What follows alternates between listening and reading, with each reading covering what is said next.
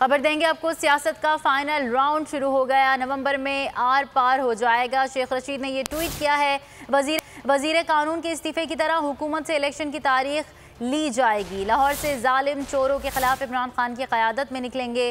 गैर मकबूल भिखारियों को कहीं से खैरात नहीं मिलेगी। पुरअमन और कानूनी एहतजाज कौम का हक है। साबिक वज़ीर दाखिला शेख रशीद ने ये ट्वीट किया है। सियासत का फाइनल राउंड शुरू हो गया। नवंबर में आर या पार हो जाएगा। वज़ीर कानून के इस्तीफे की तरह हुकूमत से इलेक्शन की तारीख ली जाएगी। लाहौर से जालिम चोरों के खिलाफ इमरान खान की क़यादत में निकलेंगे। गैर मकबूल भिखारियों को कहीं से खैरात नहीं मिलेगी। अगर आपको ये वीडियो पसंद आए तो लाइक पर क्लिक कीजिए।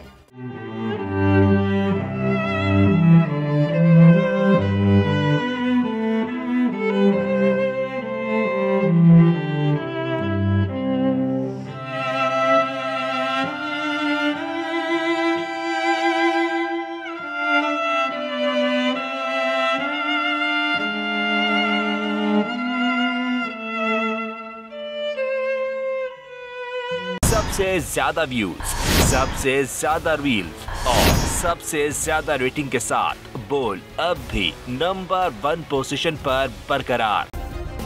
सब्सक्राइब करें और बेल दबाएं ताकि कोई खबर रह न जाए।